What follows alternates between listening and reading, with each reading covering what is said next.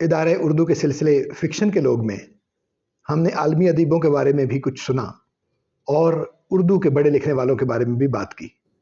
चलते चलते आज हम जिस शख्सियत तक पहुँचे हैं वो है राजेंद्र सिंह बेदी। बेदी के बारे में आम तौर पर जो गुफ्तगू की जाती है उसमें उनकी तारीफ़ तो की जाती है, तहसीन भी की जाती है, लेकिन वो निकात क्या हैं जिनकी बुनियाद पर हम उनकी तहसीन कर सकते हैं? वो निकात क्या हैं जिनकी बिना पर उनको हम मंटो से, गुलाम अब्बास से, दीगर लोगों से अलग पहचान सकते हैं? इस मामले पर वज़ाहत के साथ बात कुछ कम है, या अगर है भी तो तालिब इल्मों की नज़र से आम तौर पर ओझल है। तो आज हमने आसिम भट्ट साहब से गुफ्तगू की है बेदी के सिलसिले में, और सवाल ये है कि बेदी को कैसे पहचानें।